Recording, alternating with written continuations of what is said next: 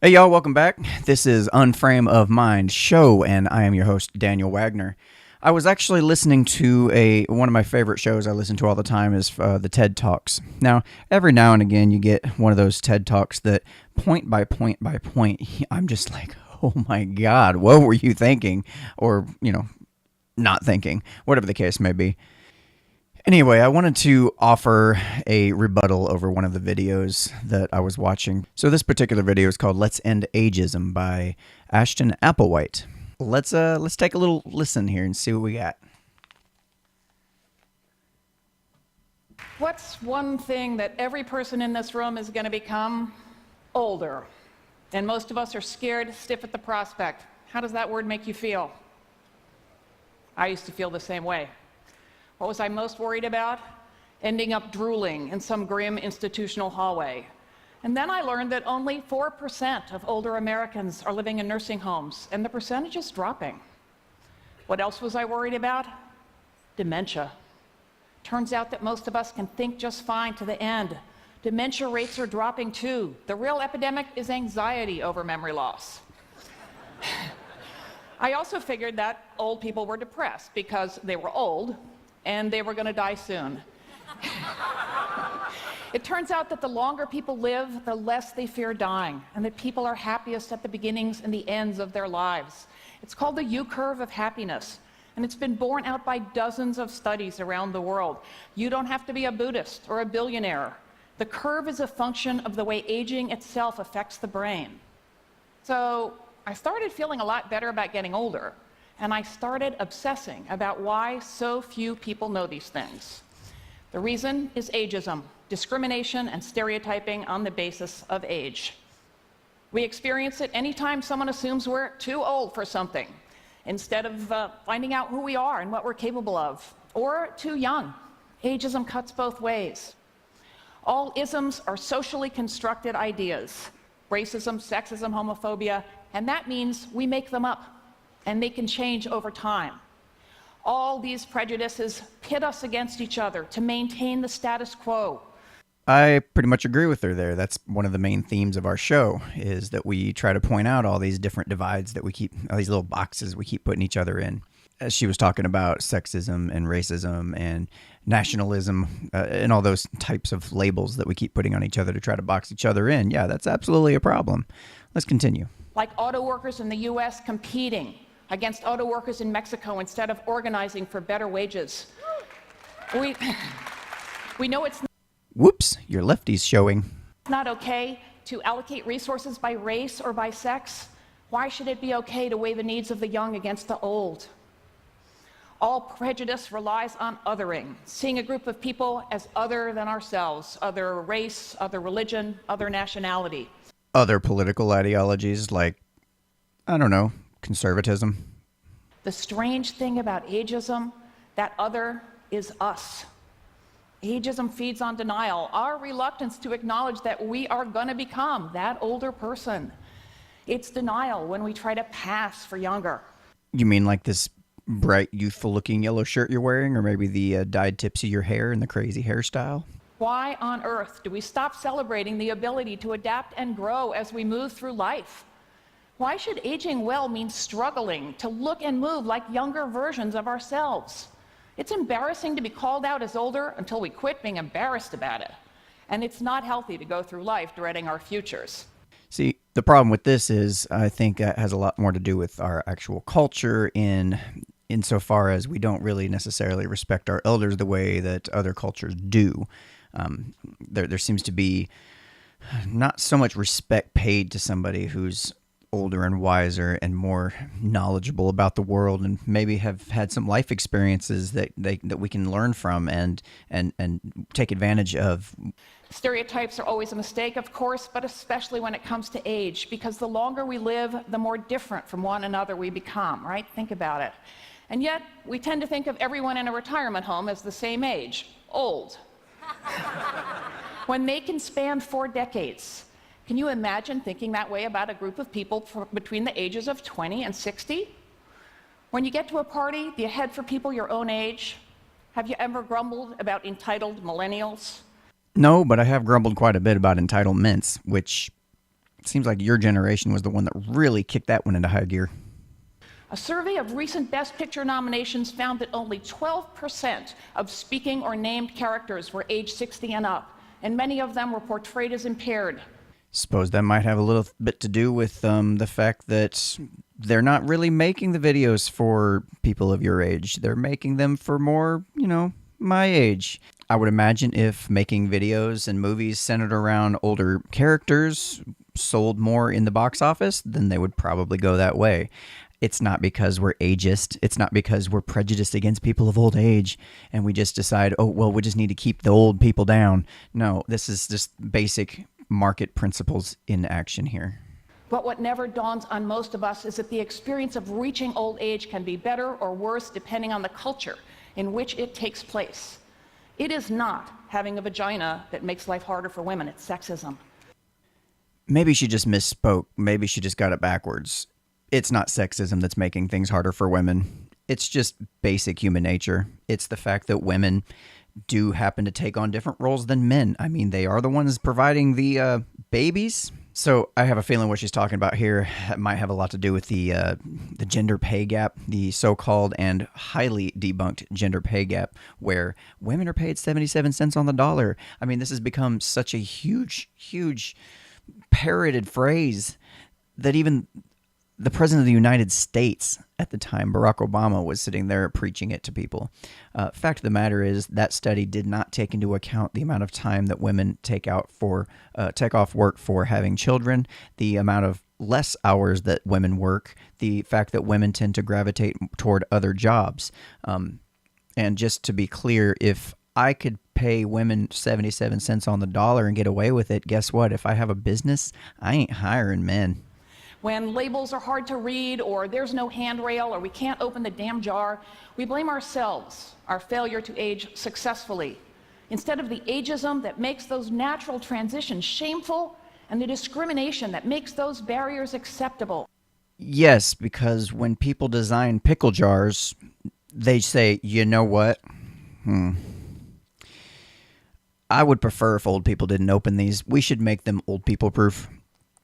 I really just dislike old people, so let's just make sure that this label here is written really, really, really small so they can't read it. It's fucking evil, right? No. You can't make money off satisfaction, but shame and fear create markets, and capitalism always needs new markets. Let's pick that one apart, shall we? You can't make money off of satisfaction. So when I bought my iPod Nano, I must have bought that because I was somehow afraid. Because it's only fear that drives markets in capitalism. When I just bought that new surround sound speakers for my living room that sound amazing, I was highly satisfied with those. But if you follow this lady's logic here, yeah, I only bought them because I was afraid. That's got to be it. You know what? Matter of fact, I bought some food.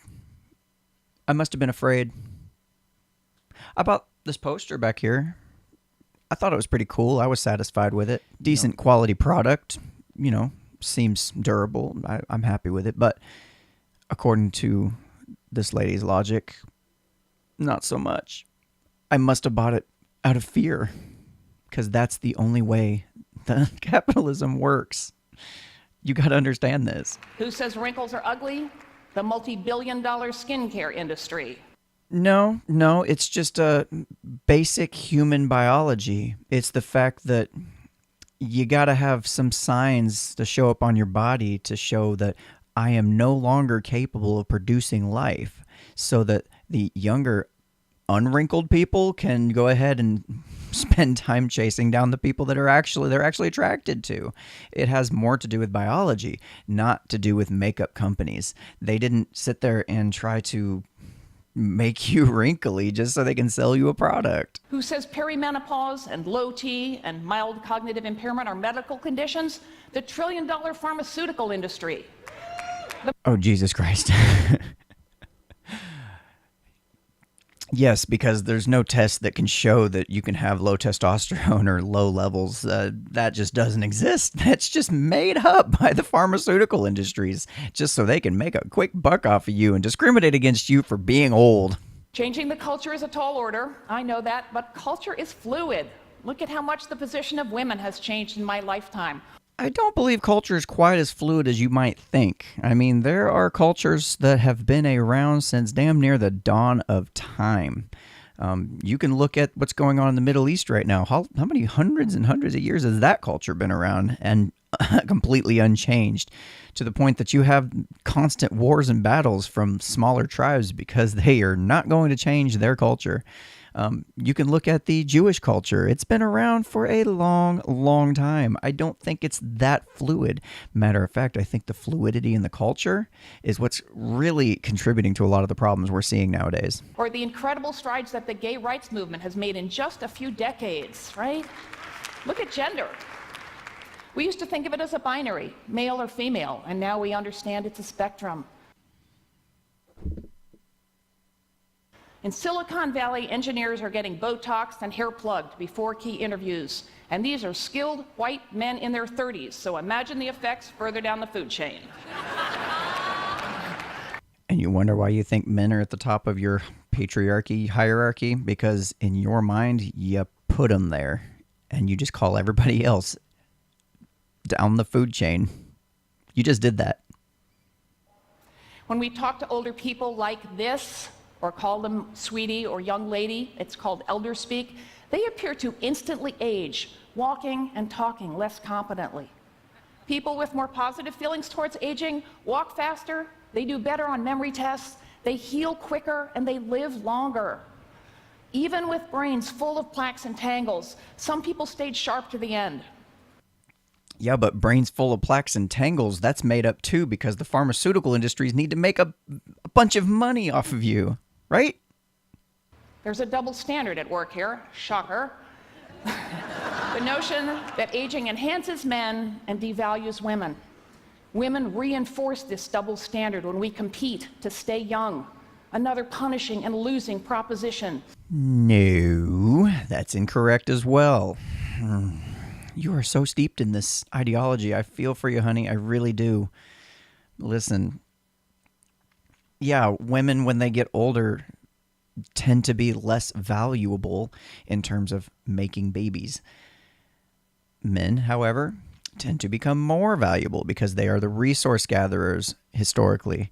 And that is how they become more attractive as they get older because their net worth becomes more. Whereas women's net worth is at the high point when they are young and fertile and full of fresh eggs. This discrimination affects our health, our well-being, and our income. And the effects add up over time. They are further compounded by race and by class, which is why everywhere in the world, the poorest of the poor are old women of color. What's the takeaway from that map? That people are projected to live longer by the age of 2050? By 2050, 1 out of 5 of us, almost 2 billion people, will be age 60 and up. Longevity is a fundamental hallmark of human progress. All these older people represent a vast, unprecedented, and untapped market. And yet, capitalism and urbanization have propelled age bias into every corner of the globe. Urbanization and capitalism have caused ageism? What? I know this isn't an argument, but what? Everyone, all ages, all genders, all nationalities, is old or future old. And unless we put an end to it, ageism will oppress us all. Good thing you've spotted the new oppressor. When we make the world a better place to grow old in, we make it a better place in which to be from somewhere else, to have a disability, to be queer, to be non-rich, to be non-white. So if I'm understanding correctly, if we can stop ageism, then that'll help to stop racism. Yeah, that sounds legit. I say, let's end ageism. Who's with me? So you've been watching the Unframe of Mind show. If you liked what you saw here today, please be sure to smash that subscribe button, like, share, help us get the word out. That really helps a lot. We're still a pretty young and new budding channel, and we can definitely use any and all help.